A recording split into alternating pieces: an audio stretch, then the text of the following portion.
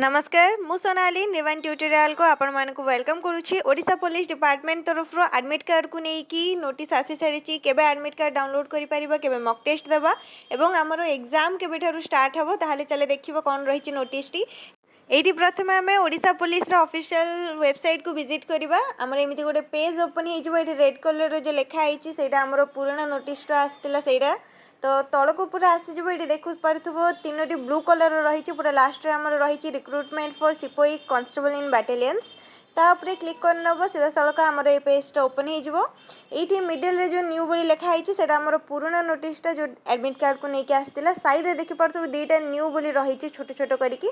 तो सेकेंड रे हमर रही notice for downloading of admit card and mock test से ऊपर क्लिक कर तुम फाइलटा डाउनलोड हो आपे आपे सेटा को ओपन करनब। से रही आमर नोटिस से नोटिस रे कौन लिखाई देख state selection board Odisha police Cuttack notice आसती 30/11/2024 30 नवेम्बर आसी Pursuant to advertisement number 02 SSB dated 22/09/2024, it is for information of all concerned that the computer-based recruitment examination for the post of sepoys constables in battalions will be held from 7 December 2024 onwards in different districts of Odisha. तो first paragraph रे कौन कहुई जो मैंने भी exam पाई apply करिछो SAP RB sepoy constable इन बैटालियंस रे हमर exam start हो जिवो 7 डिसेंबर 2024 रे कंप्यूटर बेस्ड एग्जाम रहिबो।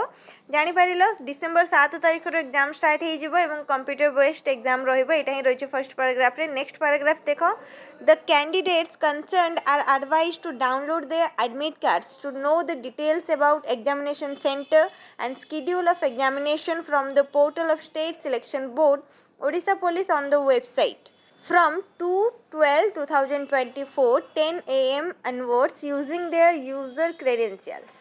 यूजर क्रेडेंशियल्स माने जहाँ भी तुमको से मागी थी एडमिट कार्ड डाउनलोड करने से कहुई। एडमिट कार्ड आम के डाउनलोड कर डिसेम्बर 2 तारिख सकाल 10टा पर ठारू डिसेम्बर 2 तारिख दिन तुम एडमिट कार्ड अवेलेबल हम। एपर्यंत एडमिट कार्ड आसीनी बस नोटिस आसी सारी 7 तारिख दिन तुम एग्जाम स्टार्ट हो 2 तारिख दिन एडमिट कार्ड आसो सकाल 10टा पर तुमने एडमिट कार्ड डाउनलोड कर एडमिट कार्ड डाउनलोड कलापर एडमिट कार्ड रे सब डिटेल्स तुमको मिल एग्जाम सेंटर कौन रही एग्जाम रो पूरा शेड्यूल ये आमको मिल जाव। ताहले एडमिट कार्ड डाउनलोड कलापर पूरा एग्जाम रो डिटेल्स आम ठीक रे जानी परिबा। बुझी पारिलो। ताहले नेक्स्ट पैराग्राफ रे कौन रही देख the mock test will be available from 3/12/2024 the candidates may practise the mock test at the same website before appearing the examination for familiarising themself with the examination process.